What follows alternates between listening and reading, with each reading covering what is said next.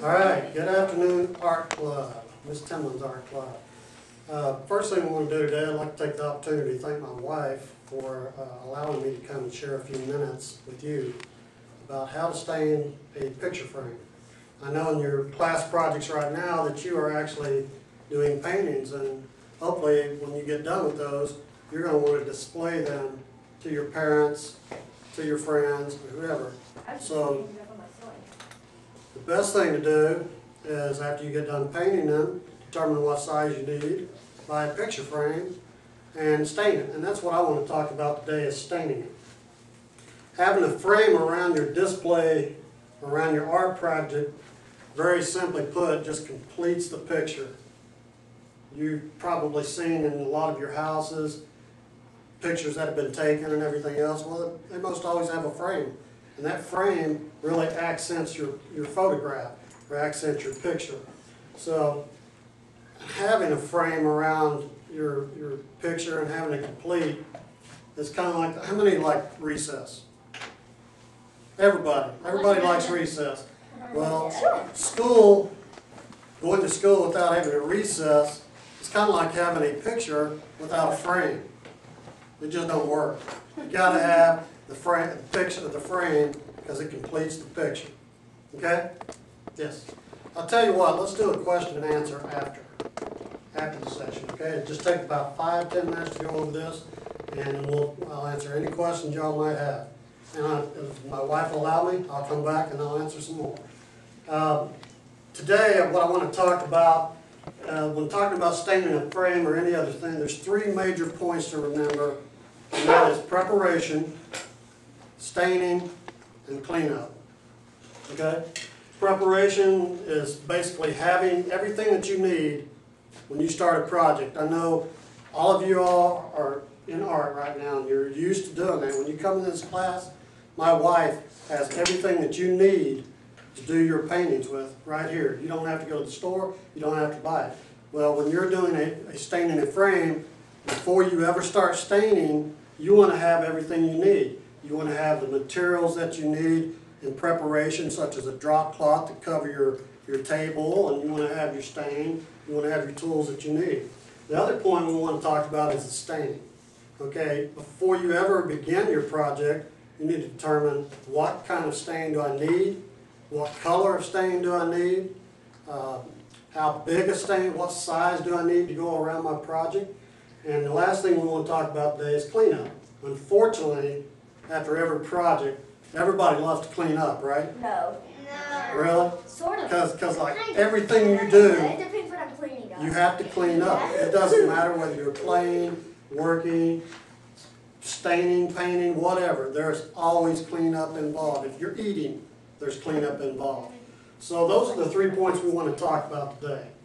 And now that you know what we're going to talk about, the first point I want to cover today is preparation. You see in this table right now, I've laid out, if everyone of you see, I have a drop cloth. Staining is a lot like painting. You need to protect whatever it is that you're putting your wood on, because you will stain. Stain will absorb into your skin. It will absorb into the material that you're sitting on. So you want to protect those, either with newspaper or with drop cloth, something like that. You want to try to keep whatever you got on. You do not want to wear clothes that you don't want to get stained on. Okay? I've been doing it for a lot of years, so I'm pretty comfortable with what I'm wearing today. I wore a new shirt the other day, and I was staining something, and I got stained on it. So absolutely try to protect yourself. If you have an apron, if you have anything like that, I know my wife has aprons that a lot of times she will wear it in her art projects. And I'll give you an apron if you want. Yeah. Something like this. I don't want to wear it today because it looks really ugly on me. But you need to wear an apron, okay? Protect yourself. Second thing you want to use is gloves. I've asked someone to go get me a pair of gloves, and they were gracious enough to do that, so I appreciate that. Stain will absorb into your skin. Much of the paint that you use here is water-based paint. You can go over to the sink and wash your hands, and it comes right off. Stain is not like that. Stain will absorb into your skin, and one of the reasons it's used and is so effective in wood is because it absorbs into the grain of the wood. Now, this is one I did just about an hour ago, and you can see how it's kind of dry already, and it's not totally finished because it needs another skim or another finish coat on it. Well, basically what we're talking about today is staining. So now that you have your preparation underway, the second thing you want to do is stain, and that's what we're going to demonstrate right now. Backing up just a second, in your preparation, you want to have picked out your stain, you want to have picked out your stain color. Simply go to a paint store or Walmart and pick out a stain that you want to stain your wood with. Overall, you have to have a frame before you can begin your project, right? So that's key. All right, we're going to get into the staining process right now. Now that we know about the preparation, let's move on to the staining. You'll need a can of stain, such as we talked about in the preparation. You'll want to shake it several times. Because I've already shaken this and I got it loosely open, I'm not going to shake it, but basically shake it really good and then let it sit and let the bubbles settle. Then you're going to want to open it. Be careful while you're using it. Now I have two rags. I have one rag that is used for staining and one rag that I'm going to use to wipe it off with. Two thoughts on staining. You can use a brush or you can use a rag.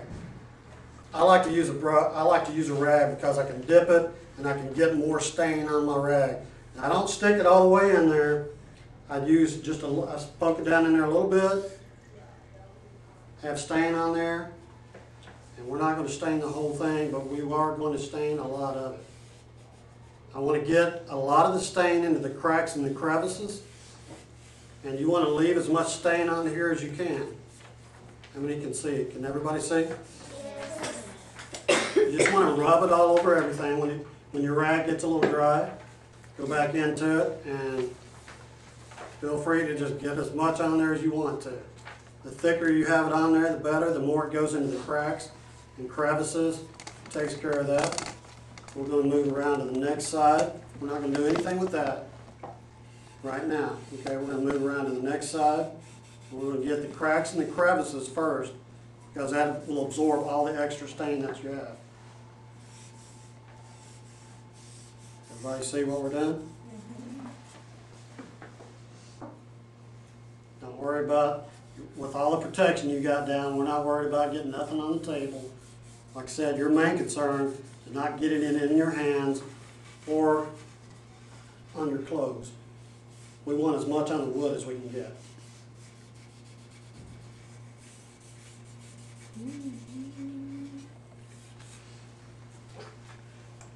I'm going to do 3 sides here, and then we're going to quit.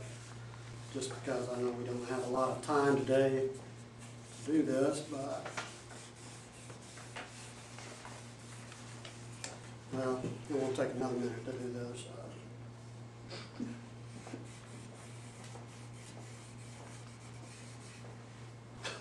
I got another one.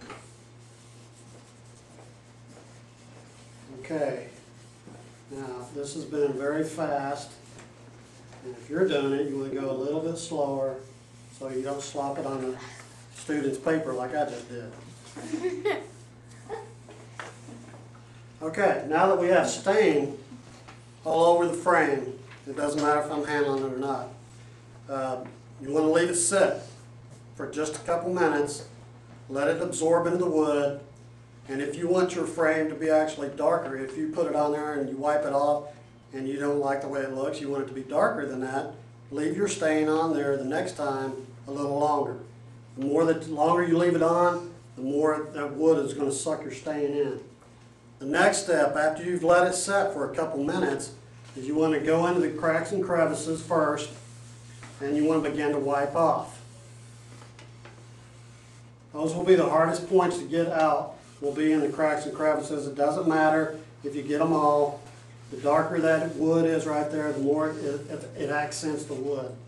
So the first piece that you did is the first piece you want to wipe off. If you started on this one and then went to this one and this one, begin on the first piece that you started. Okay? Then do your second piece. Then your third piece. Being careful to handle it when you get back to your first piece, I've got stain on my hands. First thing you want to do is kind of put your fingers on the back just so you don't continually put stain on there without being wiped off. And that's how you stain a picture frame. Everybody see that? Now this is just stain. The next step in that process, if you wanted to go further with it, and that's a whole nother lesson, is talking about finishing. But for today, we're talking about staining. And so after you've got this done, your next step is going to be basically to set it down on something that it's not going to potentially, see the stain on the back?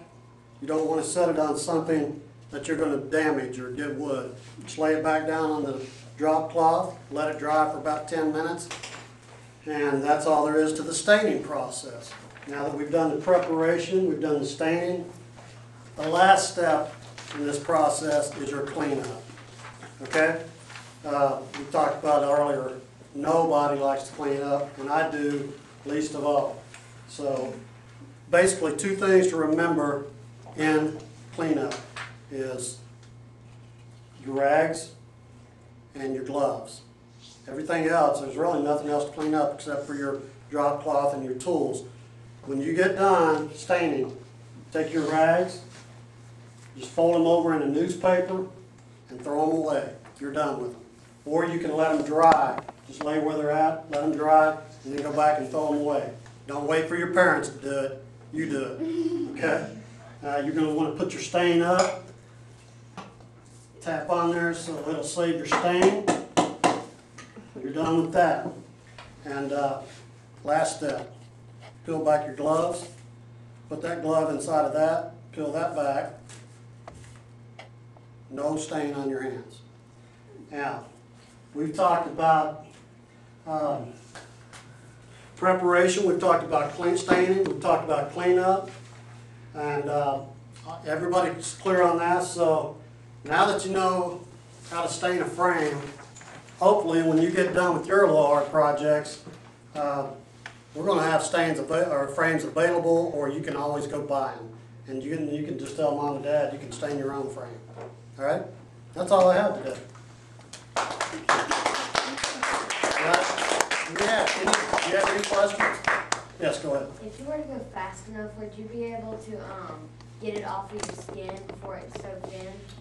Yes, and part of the cleanup, one thing I didn't mention is that if you were using a brush, part of the cleanup process would be mineral spirits or paint thinner.